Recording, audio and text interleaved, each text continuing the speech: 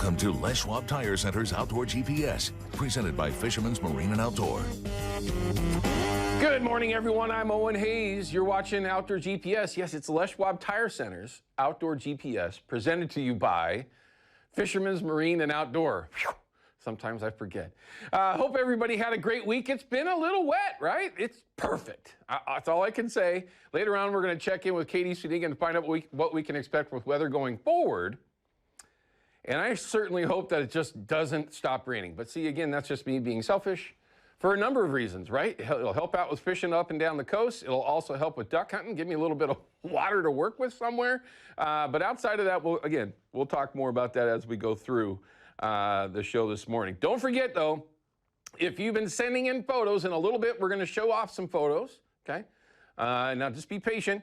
We're going to get those up here in a little bit and show you how to get those photos up. Also, we're going to have my field report from this week, a little sparse.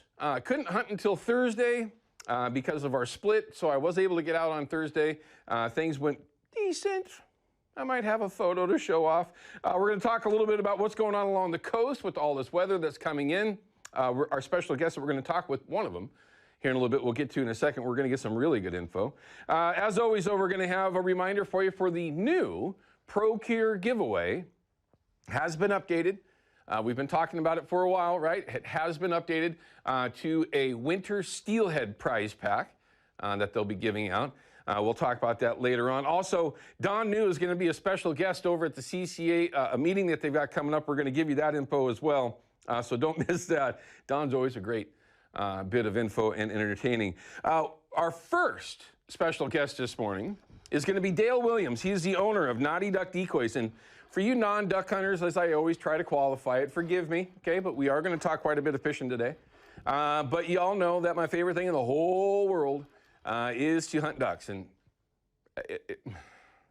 I just truly love it. See, I get sidetracked just thinking about it. But one of the tools that we use, one of the just basic tools that we use is a spinning wing decoy. Now, these aren't new. They've been around for a very long time now. When they first came out, people were amazed. They were like, oh my God, this is magic. And it just rotted the brains of a lot of people. Well, they banned them all throughout the country, right?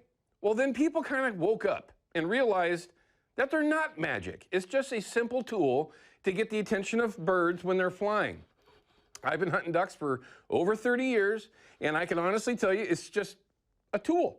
There are days where these things will not help you. There are days where this will hurt you.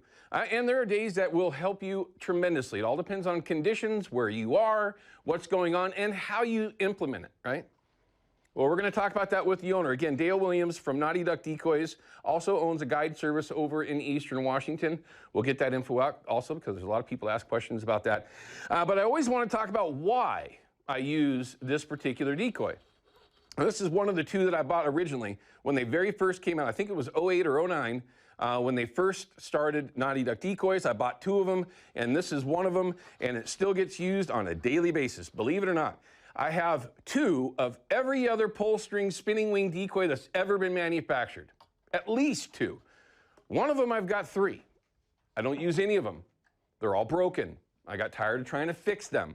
I wanted different looks, right? Maybe a different body style might look a little different to the bird, so I wanted something different. Wish I had my money back. I'm not saying that they're not good products. I'm just saying that this one, in comparison, is just, it's a superior product. And it falls down to the mechanism. How easy is it to fix in the field when it breaks? Because they're all gonna break.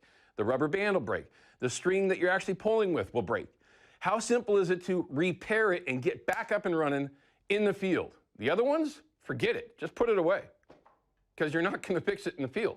Now, if you have all the tools and everything that you need to do it, yeah, maybe. But with this, I can fix it in about 5 minutes with a band, a string, whatever it might be that's broken, and I can be done, no tools, no nothing, back up and running 100% in minutes.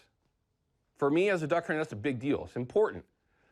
But again, as we go forward through the season, we'll talk about more when, where, and why, and sometimes why not to use these spinning wing decoys. And I might even throw in my thoughts on what I consider personal opinion, not that of anybody else around here, the idiocy that we can't use mechanical ones or spinning wing battery-operated spinners here in the Northwest. But again, I don't want to get sidetracked. So that's not Dale Williams from Naughty Duck Decoys. Also, we're going to have your deal of the week from Fisherman's Marine. If you're wanting to upgrade your rifle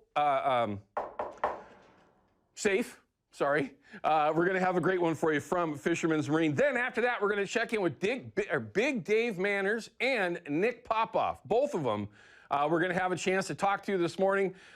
Big Dave is the owner of Big Dave's Guide Service. Nick Popoff is the owner of Peel the Reel Guide Service. Two of my favorite people. Tons of fun to hang around. Great, great guides. But they got blown off the water this morning. Okay? So they're not on the water. That was our typical plan, or our original plan. With the conditions along the coast, and we're going to learn more about that in just a little bit.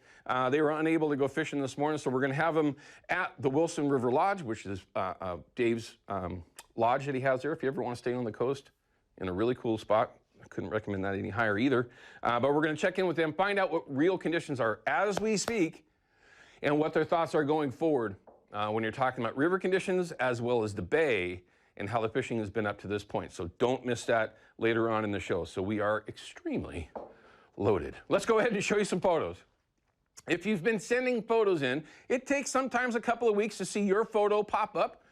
But let's see, we'll see who's popping up here. We've got a great one here, another Chinook. And you're gonna start to see these things kind of switch a little bit. You're gonna see some hunting photos, right? Some coastal Chinook as well. Look at this, you got some clammers out there. Night clamming in Long Beach. Lori, thanks for sending it in. And God, I could just never, you know who's better at this than I am? My daughter. Eva and Lana love to go after those things, and they can actually make the shot where I can't. It's just, I don't know what it is. There's a fall Chinook for you from the coast. Could be any of them. Coastal River, thanks for sending in. Nice Chinook too, by the way. Hopefully I can put a stash of eggs together somewhere, somehow. Rosie's first flush and retrieve. How awesome on a pheasant. That is just killer. Thanks for sending it in, Ray. And we're going to get to how you can do it, everyone. It's very, very simple to do. Ooh, nice blacktail. Look at that. Willamette Valley blacktail. Brent, thank you for sending that up. Brent, excuse me. Nice rifle hunt. God, dandy. I know I say this a lot, everyone. My stomach just literally growls. It's not a joke. When I say that, it's like, nice antlers, and I bet you that thing also is going to be delicious. It's a Fox 12 app. It's simple to find. Once you download it, find out their GPS, scroll down. It'll show you exactly where to upload your video and photos so that we can show you off as well. It's a ton of fun. And take some video, will you? Ryan, when's the last time we got a video that we can use? It's been a while, he says. Now, I'd love to change that. Take a video, I don't care what it is, you know, something nice, a little scenery, something. We'll show it off. All right, let's go ahead and take a quick phone call. We got Peter from Portland. Looks like he's got a comment about free fishing weekend. Peter, what's going on? Yeah, how we doing today, Owen? Good, my friend. Thanks for calling and sharing. I appreciate that, too, because I actually missed this. What's your plug for everyone? Oh, so the state of Oregon has 6 days in the calendar year that they give free fishing and clamming and crabbing. You don't need license or tags to do that.